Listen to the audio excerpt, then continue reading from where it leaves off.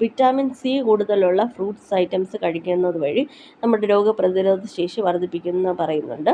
അതിൽ ഒന്ന് വരുന്നത് പേരയ്ക്ക, അതുപോലെ തന്നെ വിറ്റാമിൻ സി കൂടുതലുള്ള നെല്ലിക്ക, ഇതെല്ലാം കഴിക്കുന്നത് മൂലം നമ്മുടെ രോഗപ്രതിരോധ ശേഷി നമുക്ക് ഒരുവിധമൊക്കെ നമുക്ക് കൂട്ടിക്കൊണ്ടുവരാൻ സഹായിക്കും. ഇതുപോലെ തന്നെ തൈരിൻ്റെ ഉപയോഗവും നമ്മുടെ രോഗപ്രതിരോധ ശേഷി കൂട്ടാൻ സഹായിക്കുന്നതെന്നാണ് പറയുന്നത്. അതിൽ പ്രോബയോട്ടിക്സ് കൂടുതലുള്ളത് കൊണ്ട് തന്നെ നമ്മുടെ ഗട്ട് ഹെൽത്ത് അല്ലെങ്കിൽ ആമാശയത്തിലുള്ള നല്ല ബാക്ടീരിയ വളരാൻ സഹായിക്കും. അതുവഴി നമ്മുടെ ഇമ്മ്യൂണിറ്റി വർദ്ധിപ്പിക്കുകയും സഹായിക്കുകയും ചെയ്യുന്നു എന്നാണ് പറയുന്നത്. അതുകൊണ്ട് നമ്മൾ ആഹാര രീതിയിൽ നന്നായിട്ട് ശ്രദ്ധിക്കേണ്ടതായിട്ടുണ്ട്. മാത്രമല്ല നമ്മുടെ എക്സസൈസ് ഇല്ലായ്മയും അതുപോലെ തന്നെ ഉറക്കക്കുറവുമൊക്കെ ഇതിനെ ബാധിക്കുന്നുണ്ട്. അതുകൊണ്ട് തന്നെ നന്നായിട്ട് എക്സസൈസ് ചെയ്യുക, നല്ല ഉറക്കം കറക്റ്റായിട്ട് ചെയ്യുക, ഉറങ്ങുക, അതുപോലെ തന്നെ കറക്റ്റ് സമയത്തിനൊക്കെ ഫുഡ് കഴിക്കുക. ഇതെല്ലാം നമ്മുടെ ഇമ്മ്യൂണിറ്റീനെ ബാധിക്കുന്ന കാര്യങ്ങളാണ്.